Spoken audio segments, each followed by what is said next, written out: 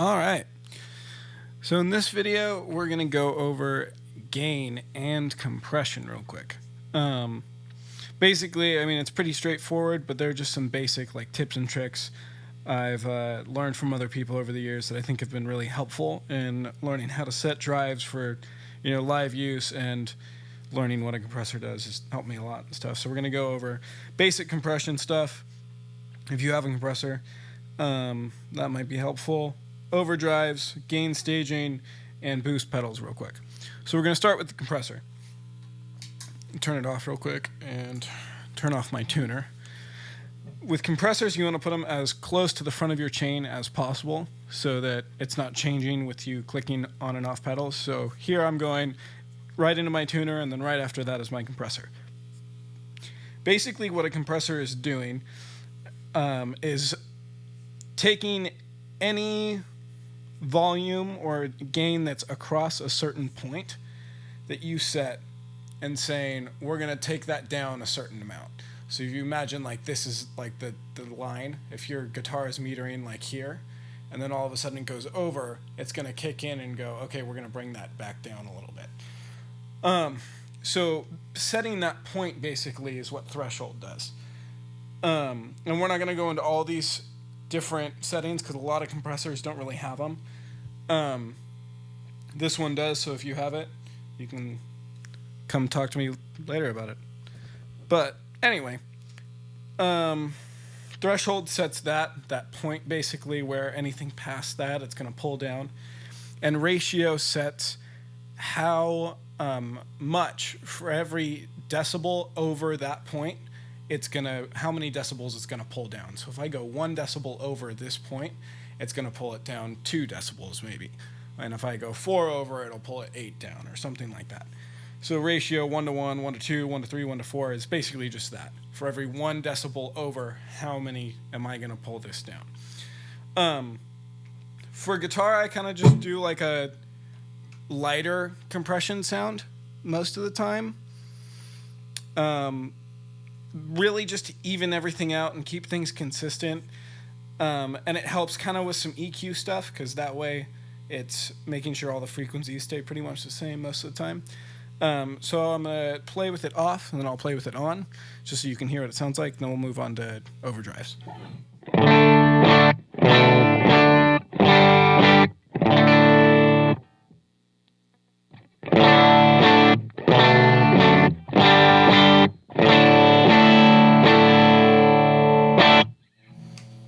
So pretty straightforward, not a lot. It's changing, but it's just doing enough to kind of help everything sound good most of the time. And I leave that on all the time. So from here on out, it'll just be on. So with overdrives, there are kind of 2 ways to go about having overdrives on your board. One is called gain staging, and the other is just having each pedal have its own individual kind of thing. I kind of do a combination of the two, but it's more centered around gain staging. And basically what that means is you have one overdrive that is set to like a lower overdrive setting, and then one after it that's set to a higher overdrive setting, or one that overdrives the overdrive sound even more. So that's kind of what I've set up here. This first one, the Benson, is doing more of like a lighter, transparent kind of overdrive sound, and this one's doing more of like a spattery, more like a slightly more distortion sounding overdrive. And that one I'll turn on. Usually I'll turn this one on first, and then if I'm going into like a big chorus or really distorted sound like a lead line or something like that, I'll flip this one on after it as well. I don't use this one by itself a lot, but when I do, it's usually for like a really warm sounding, kind of like more rhythmic part, just to give it some more energy. But I'll show you what they sound like kind of, and then I'll talk a little more about them. So this is without.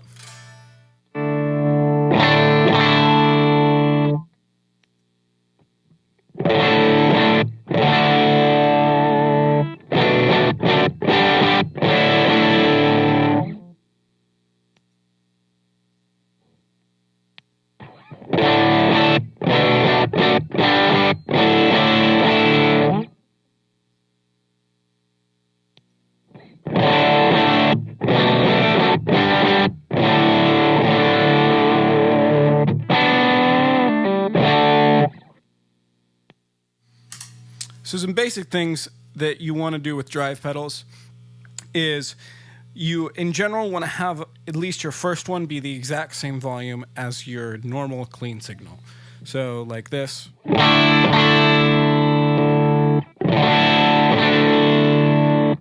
It's about the same volume.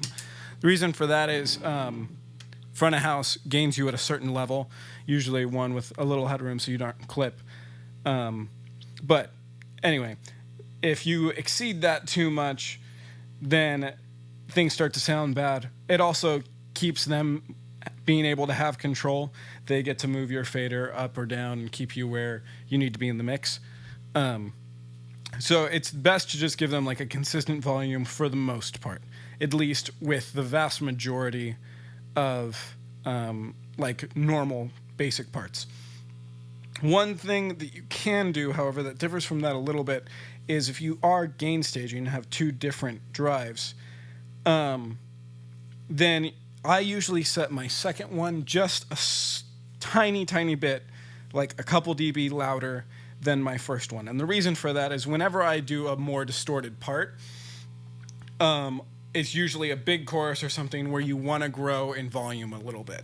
So it's not a bad thing to have it be a couple of dB louder. It actually helps front of house a little bit and stuff like that. So I'll show you that.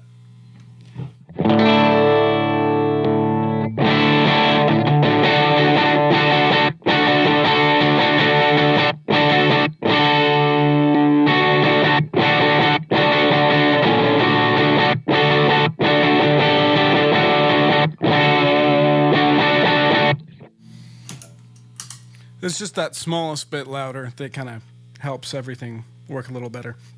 Another really important thing you want to pay attention to with overdrives is that they sound consistent in their EQ. So as you can see, both these have a bass and a treble control. And you want to use those to make everything as similar as possible or sound the best for what you're using it for. So because I use this Benson overdrive as more of like a first stage overdrive that's on a lot, I want to set this as similar to just my clean tone as possible.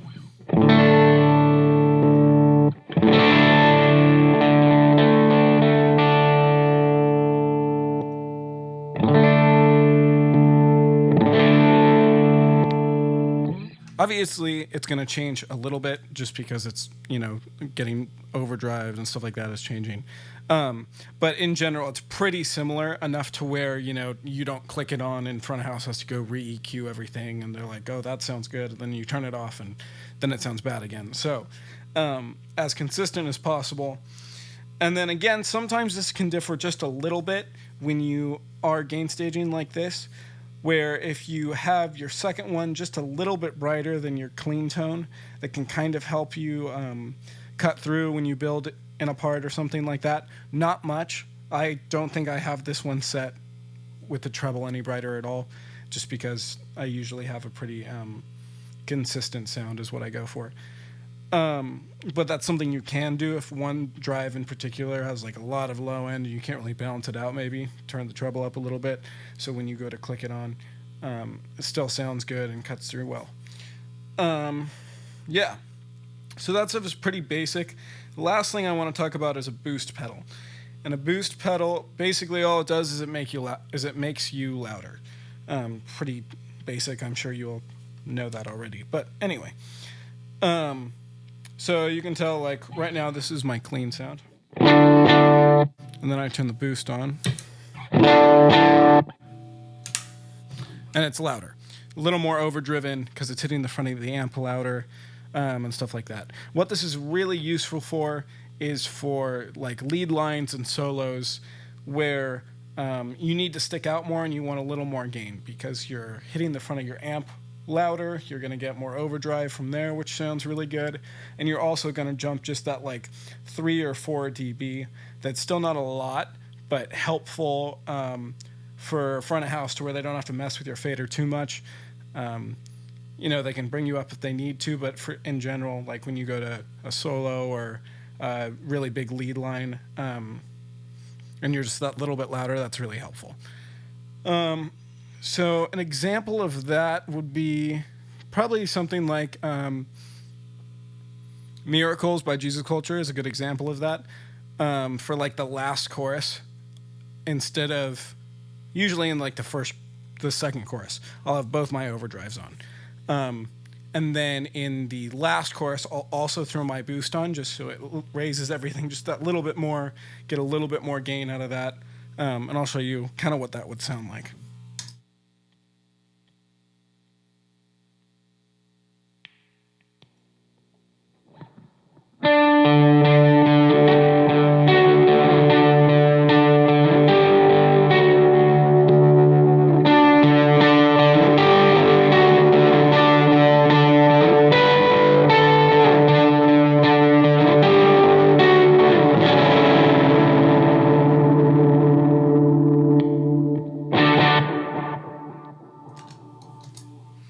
So there you go. That's pretty much the basics to overdrive, boost, and compression.